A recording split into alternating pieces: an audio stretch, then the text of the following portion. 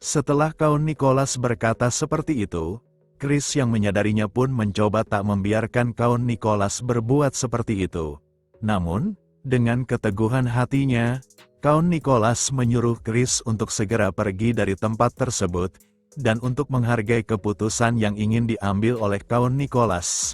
Akhirnya Chris pun pergi sambil berkata, kalau dia tidak akan melupakan hari di mana dia bisa bertarung bersama-sama dengan Count Nicholas.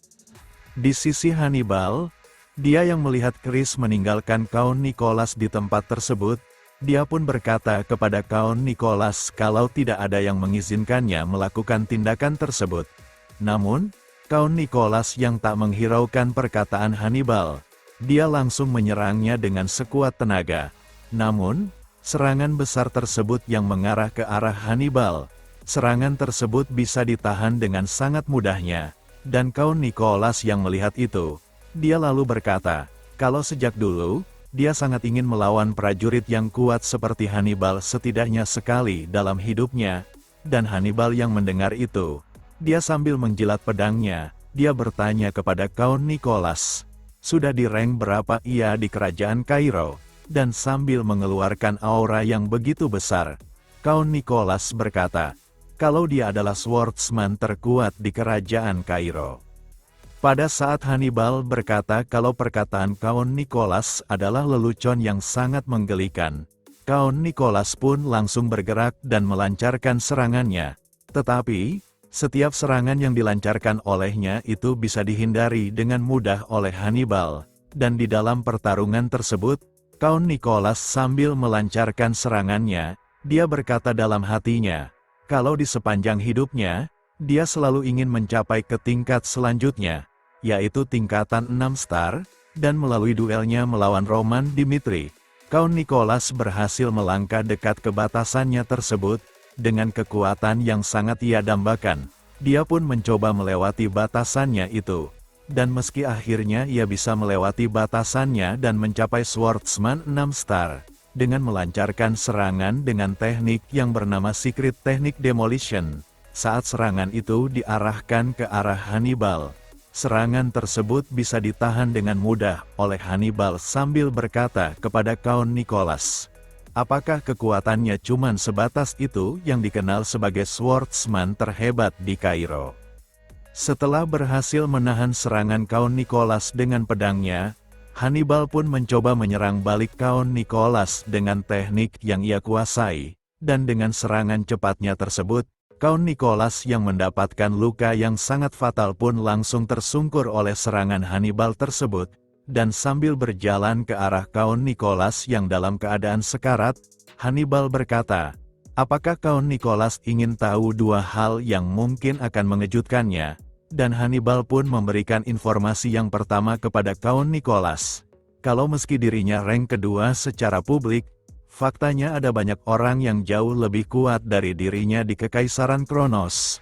Jadi, jika Count Nicholas yang dianggap sebagai swordsman terhebat di Kairo dan tidak bisa mengalahkannya, itu artinya Count Nicholas tidak punya harapan untuk menang sejak awal. Dan informasi yang kedua, Hannibal berkata, kalau rencana dari pihak kerajaan Dimitri dan aliansinya untuk meledakkan kastil tersebut, hal tersebut sudah diketahui oleh Kekaisaran Kronos sudah sejak awal. Dan setelah mengucapkan selamat tinggal kepada Count Nicholas, Hannibal pun tanpa belas kasihan langsung membunuh Count Nicholas di tempat tersebut. Di pihak aliansi Dimitri, setelah mereka menarik pasukannya dari benteng pertahanan pertama Kairo, Flora Lawrence pun meminta salah satu mage untuk mengaktifkan pemicu ledakan yang berada di dalam benteng tersebut. Namun, tanpa sepengetahuan mereka, pihak Kekaisaran Kronos yang sudah tahu strategi yang akan dilakukan oleh aliansi Dimitri, saat ledakan itu dipicu, sebelum ledakan itu menyebar, Patua Sephir pun menggunakan skill magicnya dan mengurung ledakan tersebut dalam sebuah dimensi, dan seiring berjalannya waktu, ledakan itu pun terus-terusan menyusut dan akhirnya menghilang, di hadapan mereka semua, dan di sisi Duke Bamford, setelah berhasil menghentikan ledakan tersebut, dia pun lalu berjalan ke arah Patua Sephir untuk berterima kasih. karena dia sudah melakukan tugasnya dengan sangat baik. Dan setelah itu, sambil berteriak dengan lantang kepada para pasukan Kekaisaran Kronos, kalau para pasukan aliansi kerajaan Dimitri sudah terpojok oleh mereka, Duke Bamford pun berkata kalau mereka akan menggunakan momentum tersebut untuk mengubah Kairo menjadi lautan api. Namun di balik itu, Duke Bamford merasakan kecemasan yang amat sangat, karena apa yang dilakukan oleh pasukan aliansi Dimitri benar-benar tidak beres. Mereka merelakan benteng yang ia diami kepada pihak Kekaisaran Kronos. Dengan situasi di garis barat di ambang kehancuran, Roman masih belum muncul untuk melawan mereka. Dan karena hal tersebut, Duke Bamford pun bertanya-tanya, apakah itu ada hubungannya dengan taktik yang mereka gunakan untuk mengulur waktu, sampai-sampai Roman Dimitri belum muncul di hadapan mereka. Di tempat lain, tepatnya di wilayah timur Kronos yang bernama Kortas, Roman yang terlihat sedang melihat tempat tersebut bersama salah satu bawahannya yang bernama Nelson sebagai ahli konstruksi artefak sihir. Mereka yang akan menyerang tempat tersebut pun Roman berkata kepada Nelson, kalau dia akan bergerak terlebih dahulu dan akan membuka jalan bagi Nelson.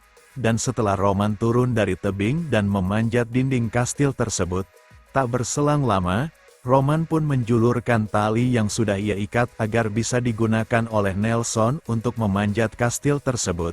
Dan dalam perjalanannya itu, setelah bersusah payah memanjat dan berhasil naik ke atas kastil tersebut, dia pun terkejut, karena penjaga dari kastil itu sudah mati dalam keadaan sedang berdiri, dan Roman yang berada di sisinya, setelah berkata kalau Nelson harus tetap mengikuti arahannya. Saat mereka berjalan lebih jauh ke dalam kastil tersebut, setiap penjaga yang mereka temui, Roman tanpa ragu langsung melenyapkan mereka. Dan setelah mereka sampai di suatu ruangan, Roman pun berkata kepada Nelson, kalau mulai di detik itu adalah pertarungan Nelson agar bisa mengambil alih Wapgate Kortas yang sudah menjadi tujuan mereka dari awal. Namun, dalam misi pengambilan alih Wapgate Kortas tersebut, sirine pengaman yang berada di tempat tersebut pun berbunyi. Namun, Roman dengan tegas berkata kepada Nelson, kalau dia harus tetap fokus pada tugasnya tersebut. Dan untuk para penjaga dan pasukan Kekaisaran Kronos yang datang untuk menghentikan mereka, Roman berkata kalau dia akan menangani masalah itu sendiri. Next, kita lanjut di part selanjutnya. Terima kasih.